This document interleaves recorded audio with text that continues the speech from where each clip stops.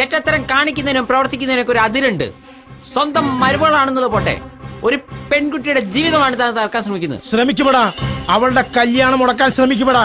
നീയും അവളും കാരണം എനിക്ക് നല്ലൊരു ബിസിനസ്സാണ് നഷ്ടപ്പെട്ടത്.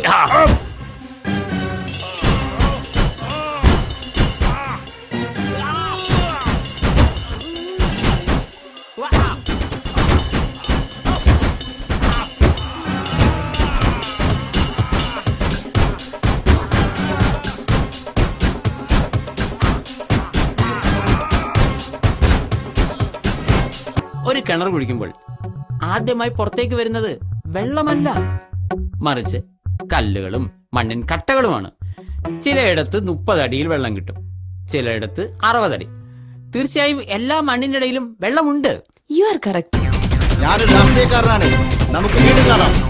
രാഷ്ട്രീയം നല്ലതാണ്, പക്ഷെ നിന്നെപ്പോലുള്ള ചെറ്റകൾ അതിനെ മലിനമാക്കി. ചന്ദനം തടി ചുമക്കുന്ന കഴുതയ്ക്ക് അതിന്റെ കനമേ അറിയൂ, ആ ചന്ദനത്തിന്റെ സുഗന്ധം അറിയില്ല. അതുകൊണ്ട് വീണ്ടും കാണാവുന്നല്ല, വീണ്ടും കണ്ടിരിക്കുന്നു പറ.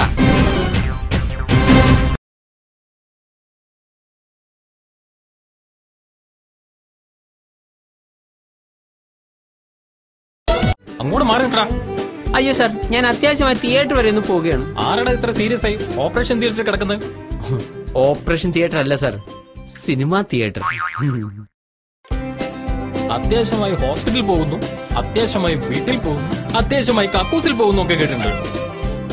ഇതാദ്യമായി ഒരുത്തൻ തിയേറ്ററിൽ പോകുന്നു എന്ന് പറയുന്നത്. എന്താണ് നിന്റെ പേര്? ജോൺ. എന്ത് ഫോണോ? ഫോണല്ല സാർ, ജോൺ. എന്താണ് നിന്റെ മുഖത്തൊരു കള്ള ലക്ഷണം? അതെനിക്ക് പാരമ്പര്യമായി കിട്ടിയതാണ് സാർ.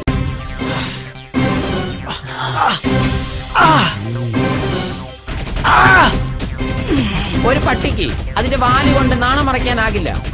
നീ വലിയവനാകാം എന്ന് കരുതി ഞാൻ ചെറിയവനാണെന്നുള്ള അർത്ഥമില്ല. ജീവിതത്തിൽ ഒരുത്തൻ ആദ്യമായിട്ടാണ് എന്റെ മേൽ കൈവെക്കുന്നത്, നിന്നെ ഞാൻ കരയിക്കും. ഒരു കോഴിയുടെ നിറം കറുപ്പാണെന്ന് കരുതി അതിടുന്ന മുട്ടയുടെ നിറം കറുപ്പാണെന്ന് തെറ്റിദ്ധരിക്കരുത്. എന്റെ മൂക്കിലൂടെ എത്ര കാലം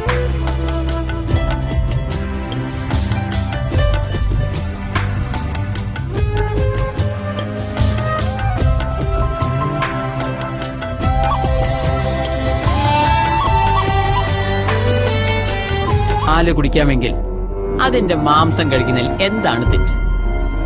അങ്ങനെയെങ്കിൽ ചെറുപ്പത്തിൽ അമ്മയുടെ മുലപ്പാല് കഴിക്കുന്നു എന്ന് കരുതി അമ്മ മരിച്ചതിന് ശേഷം അമ്മയുടെ ശവം ആരെങ്കിലും തിന്നോ?